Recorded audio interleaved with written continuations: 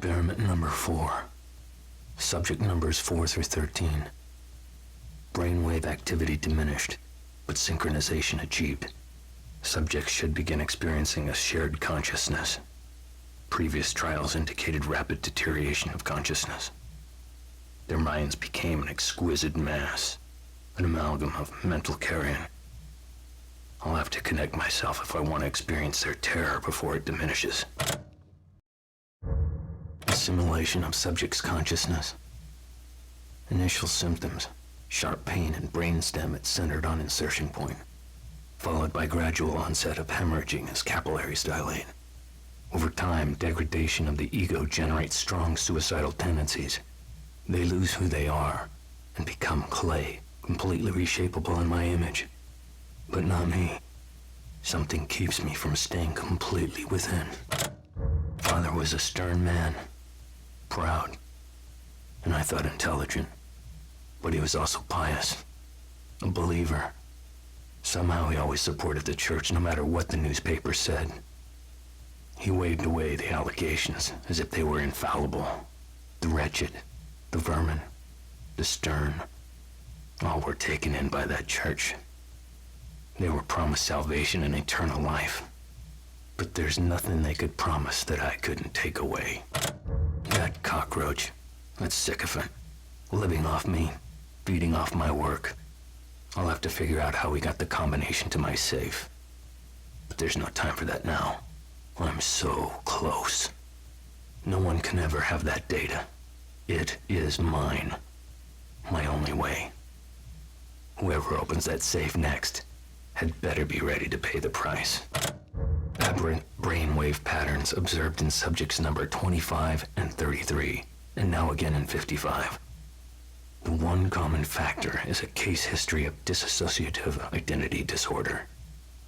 Previous experiments on the prefrontal cortex led to degradation of sense of self. But there were unanticipated results here. Suicidal thoughts of alternate personalities exhibited as attacks on the core personality. As self-consciousness waned, a sort of stasis was achieved, like two creatures sewn together and forced to live as one, eternally hating the other. Delicious. Maximum frequency stimulation of cortical regions has proven less than effective. The subjects scream and scream, but they die much too quickly. Tailored settings achieve better results. The only question that remains is which regions to focus on. Fear, hope, consent, trust, envy. 3 of these are pivotal. But which will open the way? Everything I have, everything I am, has been taken from me since the accident by those who seek to consume me. They are in the darkness, with only the phantoms of my mind to comfort me, to taunt me. I nearly lost myself completely. But then I saw her. Deep down I know she was only an apparition, but I would regain my face, recover what was taken from me, restore her, my beloved sister, Laura. Somehow I can see that light, that shaft of light from the lighthouse, from anywhere in this place. It seems to penetrate everything, penetrate me.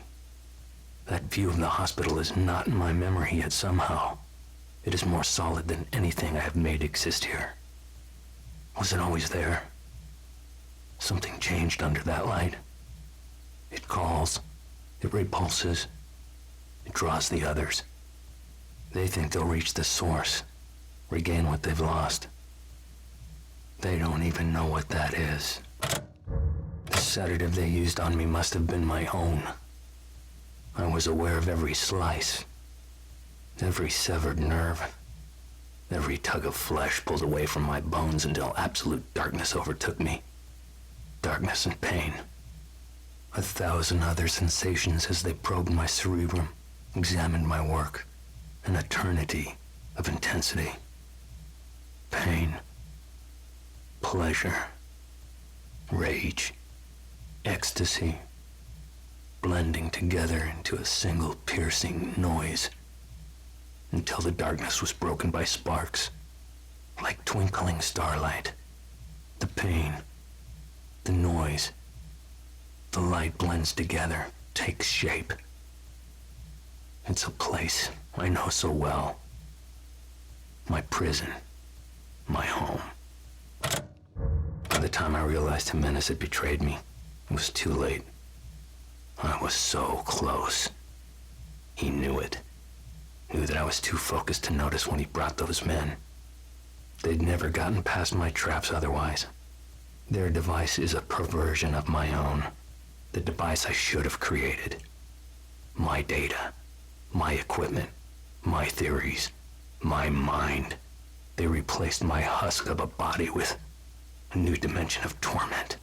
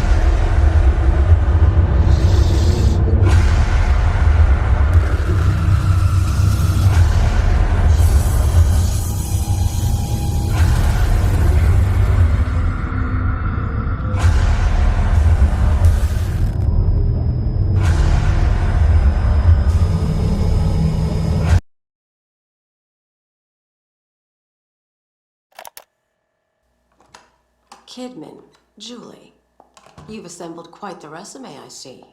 They taught you to read at the police academy? I'm impressed. Your attitude won't be necessary today. What is this place?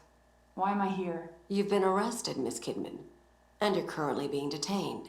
I'm sure even you could decipher that. That's not what I asked. This isn't a regular...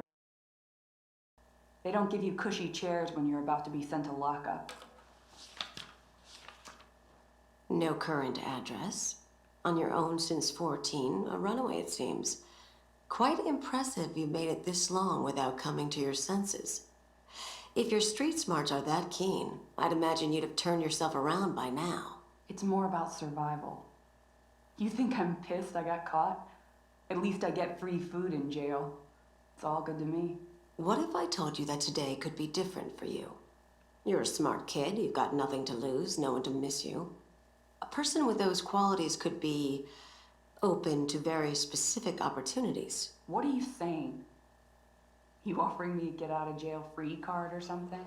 Not quite that, but something close. I'm listening. Please, roll up your sleeve. Whoa now! That's a big syringe. Don't think you're putting that fucking thing in me. Miss Kidman, you agreed to this. Don't forget that. Nothing we're doing is malicious. It's only proper protocol. You know what's proper protocol? Telling the person getting the fucking shot where the hell she is and what's the fucking point. Ow! Damn it, that hurt!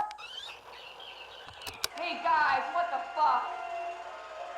Is anyone there? You give me a shot, then just let this weird video play on repeat? Some great fucking medical science you've got going on here.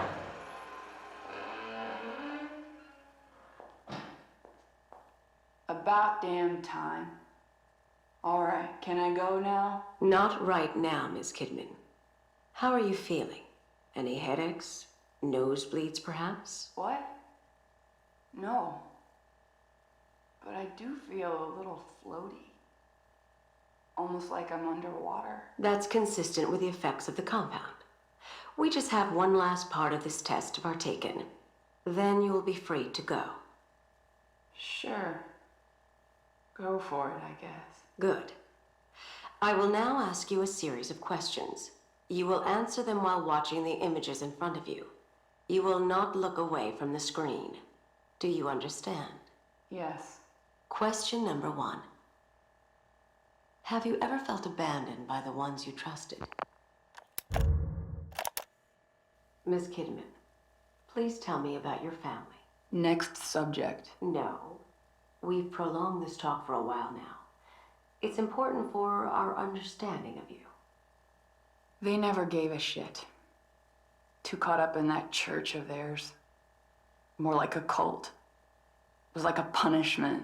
Nothing I ever did was good enough for them. They abused you? No. It was more like neglect. That's why when I just left, they didn't care. They never came looking, they just gave up. And you never went back to them? I did. A couple of years later, they were gone. Everyone was gone. It was like the whole town got up and moved. I should have felt something, but I didn't. And how do you feel about it now? The same. They can rot for all I care. It was strange, though. There's a statue in the center of town, an angel with its head in its hands.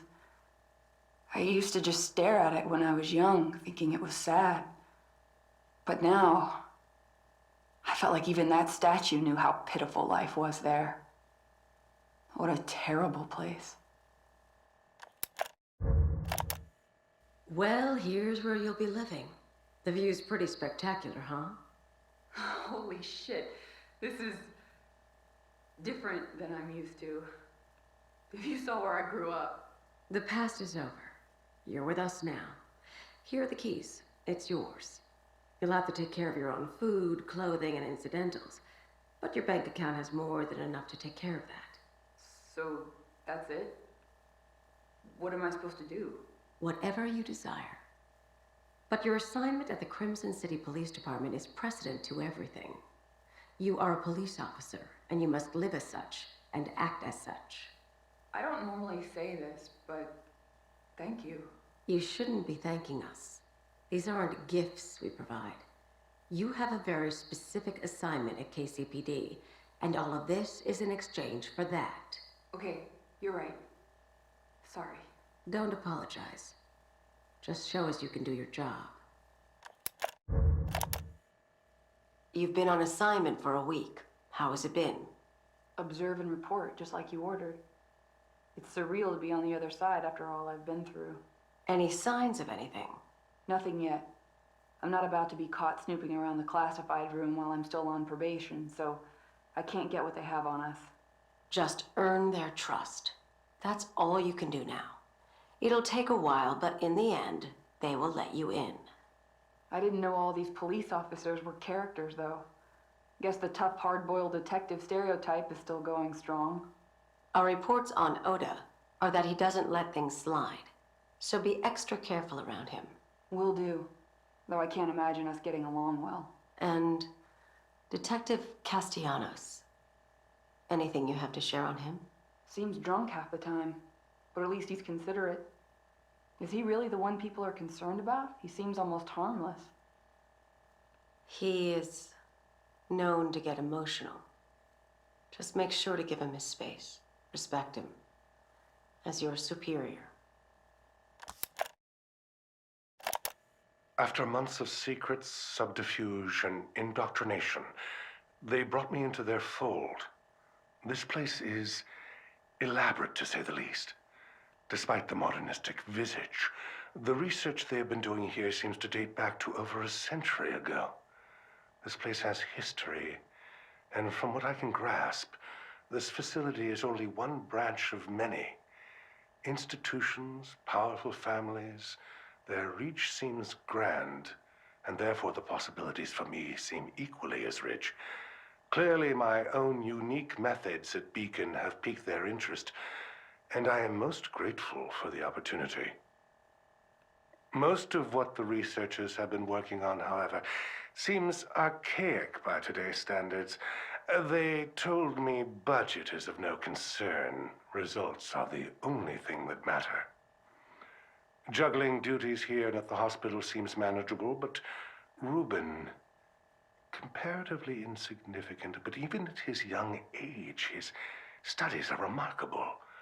Perhaps one day he will even assist me with my work here. After surviving the fire incident and subsequent abuse from his parents, it's a miracle Reuben can function at all. His work comes from a place that isn't motivated by fear or money or social standing. His motives are more pure. I would say that he is obsessed with the chance to relive and remold reality so he can be with her again. His scarring is heavy, both physically and emotionally, but he longs for his lost sister. His love for her borders almost on an incestuous level, but as long as it provides motivation, so be it. His demeanor has turned far too aggressive and his techniques even more perverse. Da Vinci would dissect corpses to further his anatomical studies, but what Reuben has done goes beyond. Demanding his subjects be aware as he dissects them to truly see how the mind reacts. He's more of a butcher than an artist. But we must remain scientists above all. I had taught him from a young age that the end shall justify the means, but I could not have predicted things to be this extreme. Mobius has learned of his involvement due to my carelessness. I've asked they bring him on board to assist in development.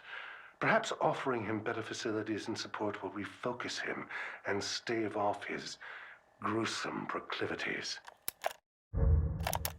Reuben's experimentation has demanded more and more subjects, and sad to say, they're suffering as much as, if not more than, his previous patients.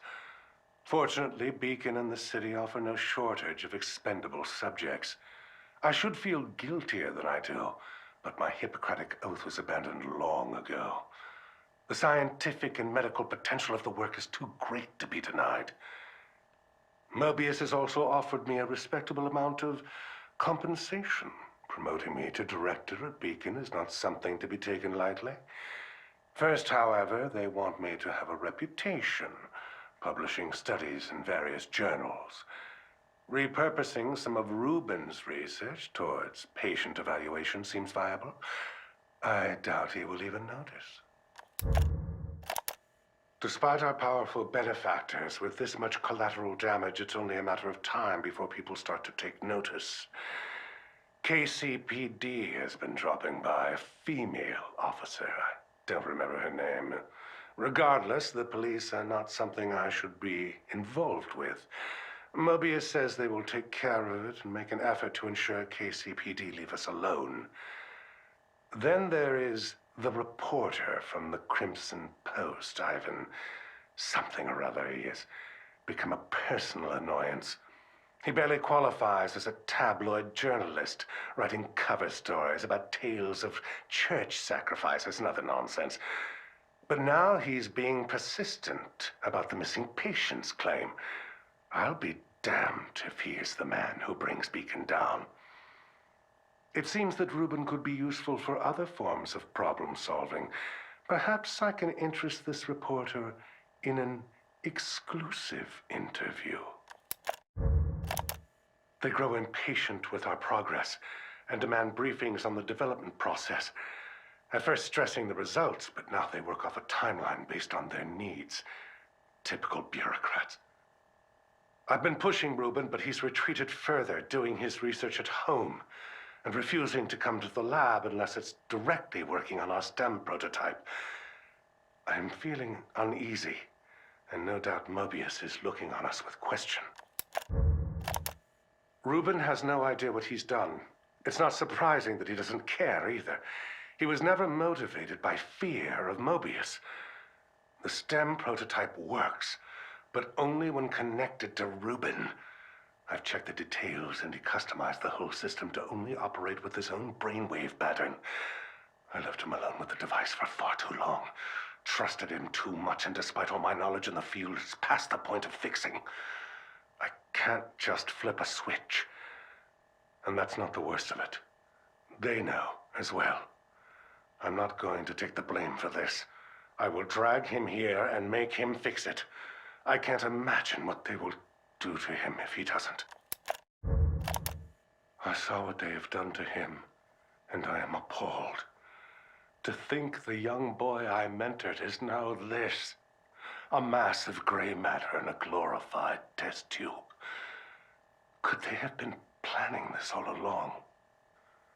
And what have I become in all of this?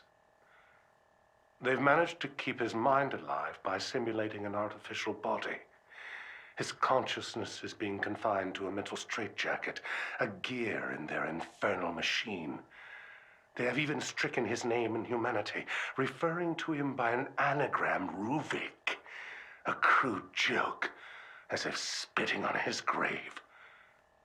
I almost felt the urge to smash the case and end it right there. But my anger was quickly replaced by scientific curiosity. Reuben's legacy will live on. I will spearhead the next step. I will create something of my own out of this tragedy. They've refocused the efforts of the other programs to support our research. STEM priority has seemingly overridden other departments' individual research. Chemical and botanical studies are focused now on temporary, priming subjects for their inevitable connection. Now that the prototype is up and running, experiments continue. Upon their return from STEM integration, patients are interviewed extensively. While their particular pathologies inform their experiences, there are commonalities. They all experience the same settings, the same occurrences. The world they inhabit becomes larger with every new visitor. This suggests that shards of each user's consciousness are left behind inside the stem, creating a community. It's as if internally a new world is being built. Patients emerging from the stem are becoming more erratic. The pathologies seem to be amplified by the experience now. Even worse, patients now seem to experience each other's psychological trauma. It's as if the user's deepest fears linger within the encephalon of the system, even after the session is over. The most concerning thing are their most recent statements. Every single patient claims to see a hooded figure slowly approaching them. Could it be him? His consciousness existing as a ghost in the system. My curiosity has never been piqued like this. I want to know. I want to see what they see. But it's too risky. For now. I'm afraid that the fragile mental states of the subjects are limiting our studies. Mobius wants us to move past Beacon patients and onto more stable people. They want to get STEM closer to its intended use. Would they see the world in the same way? Would a sane mind weather the psychically draining experience? I had that dream again. I entered the STEM myself. I revisited the Victoriano estate yesterday. It's a vestige, a mere husk of what was bound to be such a home of promise.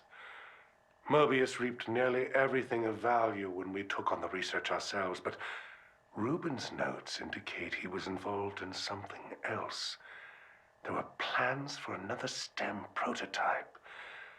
Data about using receptors to transmit the brain function wirelessly to unaware users. It's borderline parapsychology, but these schematics and the scientific backup provided seems sound. What was he planning to do with such a thing?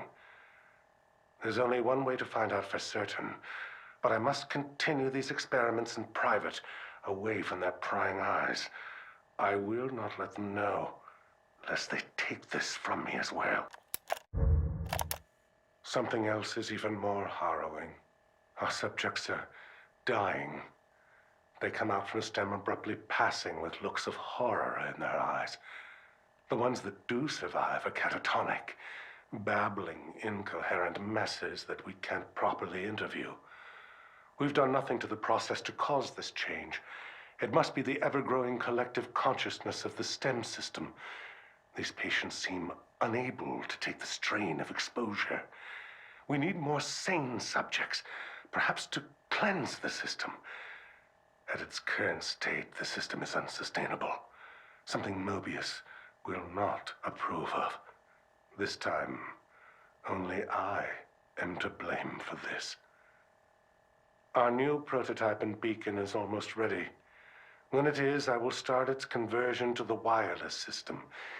Even if the original STEM experiments go awry, I will show my worth to Mobius with its next generation.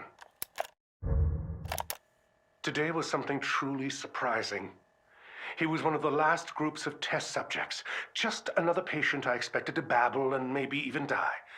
Patient 105, Leslie Withers. Rubin had singled him out as a useless subject, but he must have known. He knew I would read his notes. What else was Rubin lying to me about? But this Leslie, he emerged cognate, calm, and able to report fully what he had experienced inside. His unique pathology allowed him to successfully navigate his STEM experience with little repercussion. They know nothing of his existence, but no doubt he is the key. If we all share the consciousness, then with him, I too should be able to experience the STEM, potentially even suppress the more unsavory aspects of it. With him, I can be the master of the very technology I helped create. Mobius will see my worth and let me rise even higher in their ranks. They're coming for me. I don't know how, but they know everything. They even know about Leslie. There's no use hiding this anymore. I'll enter the system, and my return will be proof that all of this was worth it. I can, of course, convince them that it wasn't for me. It was for their goals. There are just the final tweaks left. Once I finish, I will put Leslie in the STEM with myself and activate it. The wireless signal should ring out in the near distance. I can't speak for those unfortunate to be around, but like I always said, the ends will justify the means. Finally, Mobius will see that I am one of their chosen ones. Rubin is but a ghost. I am their savior. Their plan is nothing without me.